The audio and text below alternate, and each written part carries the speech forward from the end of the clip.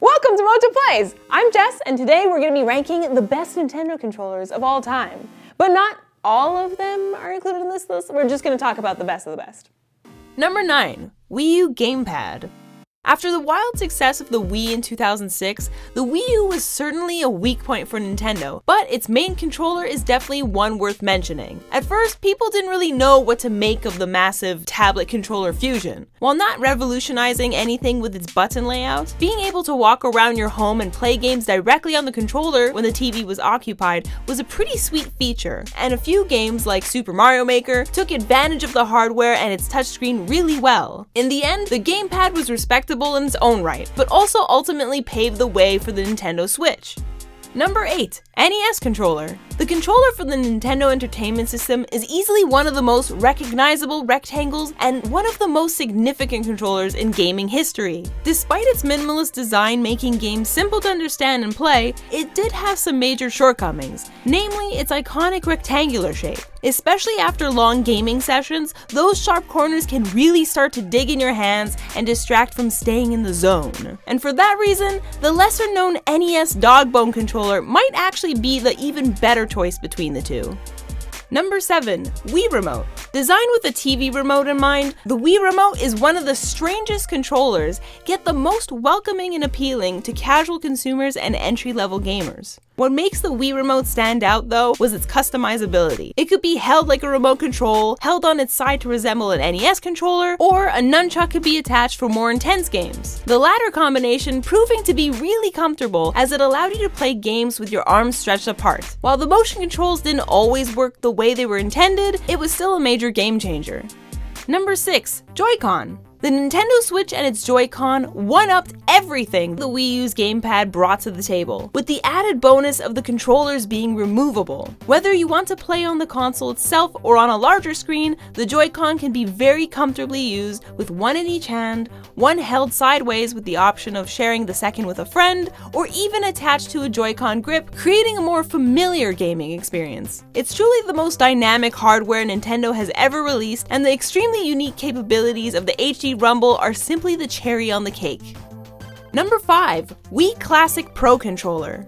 When Nintendo first announced that digital releases of their classic titles were headed to the Wii, the standard Wii Remote just wasn't going to cut it for some SNES and N64 games. Thus, Nintendo released the Wii Classic Controller, which looked like an SNES controller but with 2 analog sticks. It was serviceable at best, but the later released Classic Pro Controller blew it out of the water. While being distinctly similar to contemporary controllers, namely the PS3 and Xbox 360, the added grips, sturdier analog sticks, and very large D-pad was an absolute joy to play with while still maintaining that Nintendo look.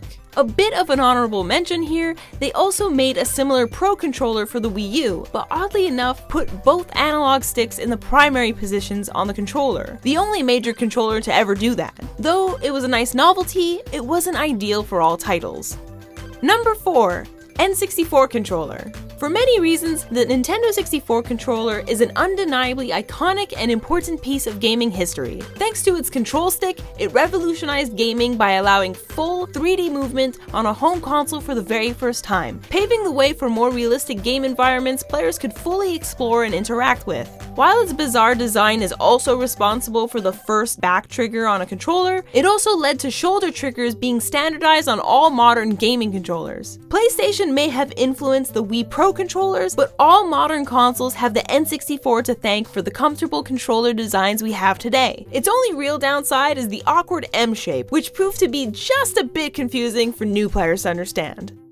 Number 3. SNES Controller.